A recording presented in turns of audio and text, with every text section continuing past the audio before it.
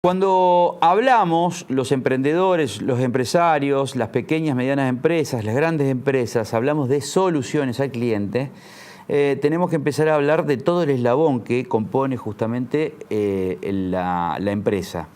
Va desde la selección de personal, va desde un estudio exhaustivo de hacia dónde va la estrategia justamente de negocios, pero repito, que el cliente sea protagonista. El protagonista es el cliente, o sea, vos le tenés que vender al cliente, ese va a ser el consumidor, y por lo tanto vos tenés que saber a quién hablarle y cómo llegarle. De eso se trata el trabajo de Human Touch. Y está para hablar sobre este tema, que es un trabajo de equipo muy interesante que vienen ya realizándose hace 2 décadas. Van a ser 2 décadas, casi sí, 2 décadas. Bueno, con Gustavo Giorgi. ¿Cómo estás, Gustavo? ¿Bien? Bien, muy bien. Gracias por venir. Gracias por la invitación. ¿Qué es lo primero que te dice un empresario que necesita de tus cualidades? Mira, en general todas las actividades de consultoría, ya sea de búsqueda de gente o de desarrollo de personal, vienen apalancadas por algún problema. Es muy raro que una empresa actúe sobre la prevención en este tipo de cosas. En general la consulta viene por el lado de que, mira, estoy teniendo un conflicto en tal o cual lado o necesito cubrir esta vacante con cierta urgencia. Interesantísimo lo que decís, porque, a ver, y aquí viene la repregunta. Vos lo que proponés inclusive es la prevención. Tal cual. Es que, bueno, por eso el primer contacto con el cliente en general viene por el lado ¿no? De darle una respuesta ante una problemática que tenga especial. Pero después ya empieza a ver que es mucho más cómodo, más barato, más fluido, empezar a atacar sobre las causas, empezar a trabajar sobre lo que genera ciertas dificultades para después evitar problemas a futuro, ¿no? Entonces ahí se empieza a pensar más a mediano plazo. Viste, en Argentina es un poco complejo pensar en planificar, muchos empresarios le tienen como miedo a la palabra, pero en el ámbito de recursos humanos es algo que es posible, es recomendable además, empezar a pensar tu negocio, cómo va a ser dentro de un tiempo y el negocio en definitiva lo termina haciendo la gente, porque... Ahora, ¿cómo se adaptan a cada rubro? ¿Cómo hacen ese estudio exhaustivo, digamos, de estrategias, búsqueda de personal y solución para llegar al cliente en esa consultoría, teniendo en cuenta un rubro? Por ejemplo, digamos, esta productora genera contenidos audiovisuales, escritos, radiales, contenidos en general, ¿no? Nosotros vendemos un concepto. Ahora, yo te digo, tengo este conflicto ya. Sí. Pues siempre, es verdad lo que decís, es la psicología pura del empresario. Cuando tiene un problema, recién trata de solucionarlo y entra en profesionales. Mirá, hay 2 respuestas a esto. Una respuesta te la va dando no solamente la formación teórica, sino la práctica con distintas organizaciones. Pero para mí la respuesta más fácil de darte es que todas están compuestas por gente. Y trabajar con personas es nuestra especialidad. Las personas se desempeñan en distintas organizaciones, de servicios, fabriles, pero en definitiva son gente que le pasan cosas. Y sobre ahí se trabaja. Tratar de ubicar al más competente en el puesto que más cómodo le venga para que los resultados aparezcan y tratar de organizar determinadas estructuras que puedan trabajar de manera armónica. A ver, yo tengo 2 vacantes y necesito estos perfiles. Vos te encargás de generar toda la búsqueda, digamos, a ver, ¿cómo se dice? Claro. Un torbellino de currículum debe ser, digamos. Depende del puesto. Hoy en día la búsqueda de gente cambió mucho desde hace unos años acá. A ver, contame. Tenés puestos que son bastante más sencillos de cubrir o más rápidamente de cubrir que otros. Por ejemplo, puestos administrativos, operativos, en general se cubren más fáciles. Pero puestos con determinado nivel de expertise o de conocimiento específico se hace más complicado. Por ejemplo, los perfiles IT, los relacionados a lo tecnológico. A nosotros nos ha obligado como reclutadores a ser mucho más activos. Yo cuando arranqué en esto, en el 2002, vos publicabas un aviso en el diario y te llovían los currículums. Hoy en día tenés que salir vos a pescar gente. ¿Cómo se sale a pescar? Por redes sociales empresariales como LinkedIn, por contactos, por referidos. Eso es lo que hoy en día medianamente te distingue una consultora de otra. O sea, hay usinas digitales de perfiles. Tal cual.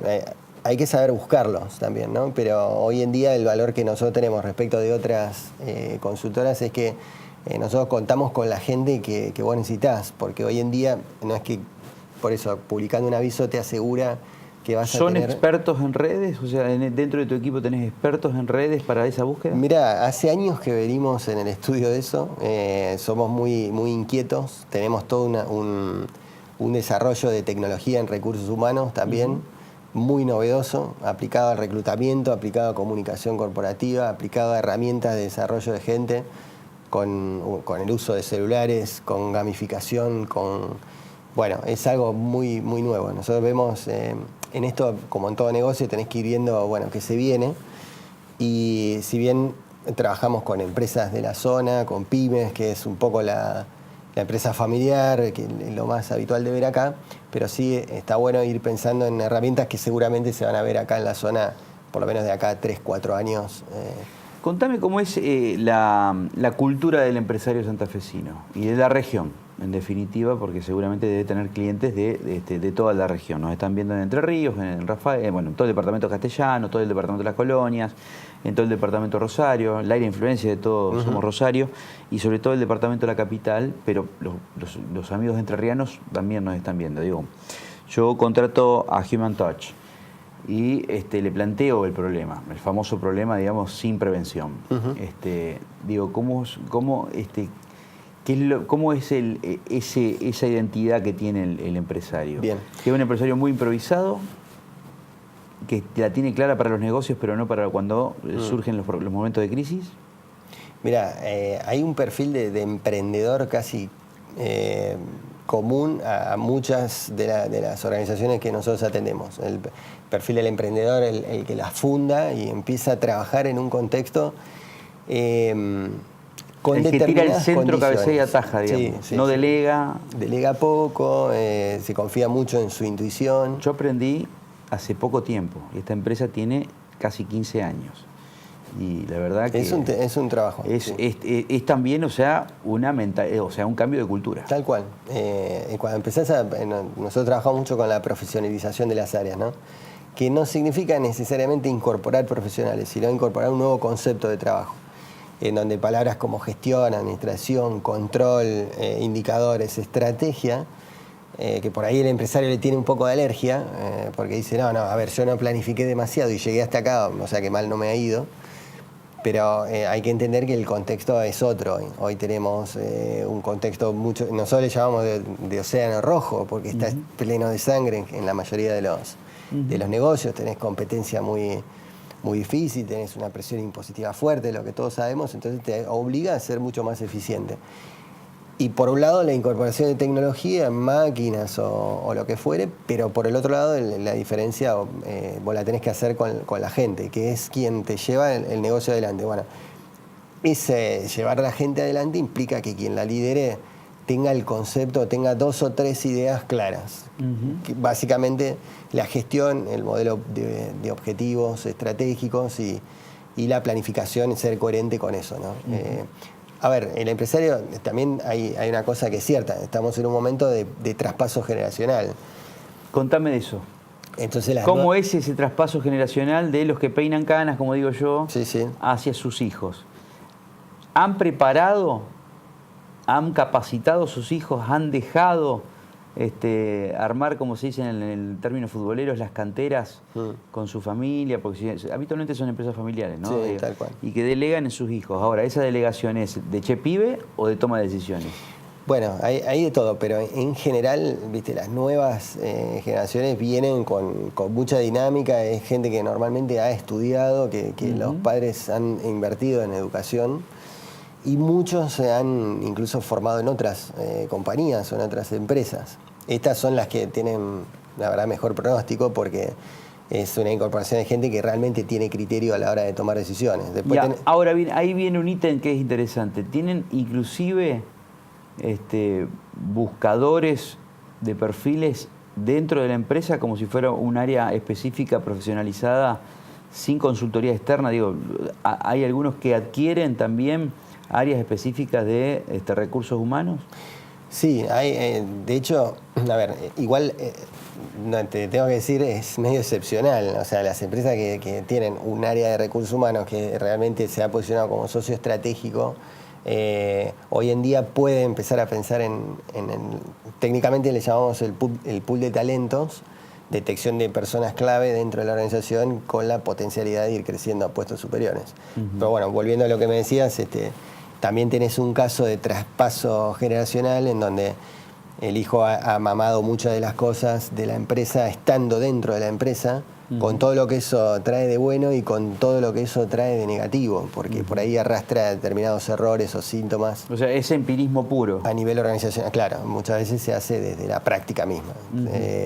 Pero de cualquier manera se entienden mucho mejores los conceptos estos que te estoy hablando en segundas y terceras generaciones, que en general te hablo. Por supuesto que tenés casos de o sea, todo tipo. las otras generaciones eran un poquito más cerradas en la apertura de estas consultorías. Claro, en definitiva daban por hecho que vos contratabas un empleado y por qué no iba a trabajar bien.